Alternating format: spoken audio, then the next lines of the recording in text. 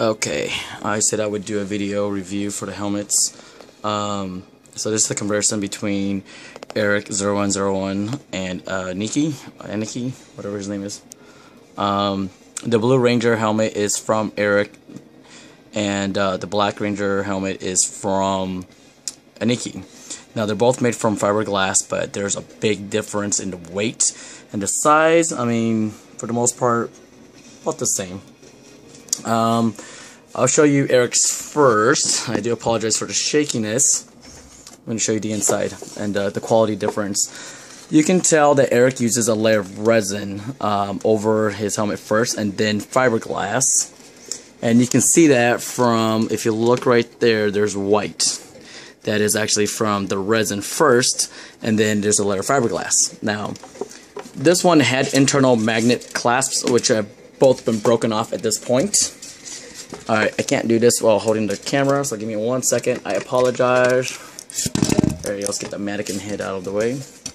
Alright, so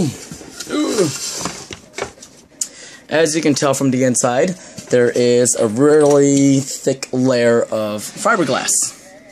And you can actually see some of that resin underneath. And there are some areas where the clasp is where he actually put extra layer of fiberglass, I think. But overall, it's not very smooth, as you can see. And the hinge actually came out anyways, even though there's a huge layer of resin there. It still came out. I had to super glue it back. Now, I bought this from someone else who said they bought it from someone else, so I don't know if there are repairs done to this helmet.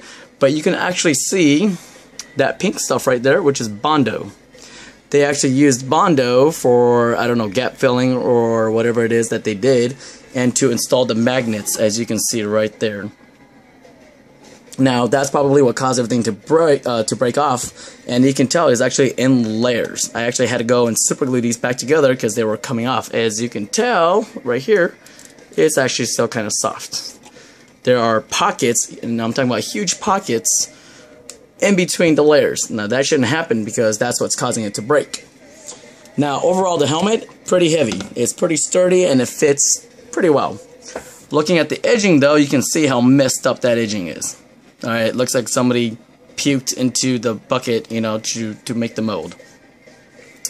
These things here, same thing, made out of resin or just straight resin. I don't even see any fiberglass in there. And if there is, it's probably just a little bit of fiberglass, but for the most part, this is one of Eric's. Alright? There was no padding inside. I don't know if that's how it came or not, but that's just how I got it from somebody off the Ranger Facebook page. Now, this is Aniki's. This one has the external spring-loaded clasps, which are really nice, actually. But I can't do it one-handed, so give me a second while I undo the clasps. There you go. Okay, so overall, very nice paint job. Whoever painted that, the Eric's one. By the way, that's not Eric's paint job. Let me show you that one more time. This was actually done by somebody else. This is not Eric's paint job. Alright, just to let you know, it's not accurate. As you can see, the white line that goes through the back of the helmet, that actually does not appear on the TV show. The white lines actually stop where the helmet divides right there. So whoever painted this, not very accurate, not very detailed. It's kind of sloppy. And there's no black line here on the face like it's supposed to have. So whoever painted this, not a very good job.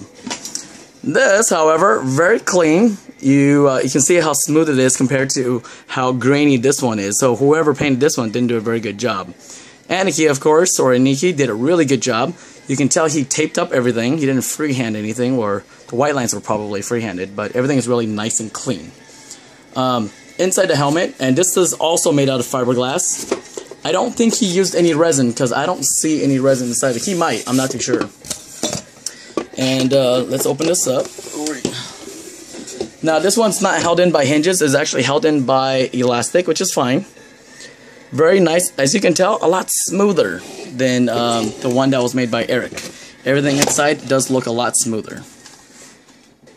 There's actually padding, and you can see the edge right here, how much cleaner it is. There's no gaps. And the helmet is almost 10 times as light. I really don't know why the other one is so heavy. But everything's very nice. There was padding in here, but all the padding was removed. This one also has a visor, very nicely done. It was looks like it was just hot glued in. I can't tell what the visor is made out of, but it's really thin. So far, I mean, comparison, you know, after seeing Aniki's close up and everything, I highly actually prefer his helmet over Eric's currently. Since this was not bought straight from Eric, I don't know if that's the quality of helmets he puts out. Normally, you know, I would have bought his kit and did it myself, but you know, this is how this one came. I don't know who painted it, but overall, quality-wise, yeah, I have to say Aniki, hands down, has a better quality helmet. It's lighter. It's a lot smaller than I thought it would be. Those Japanese stunt guys had really small heads, but yeah, there you go.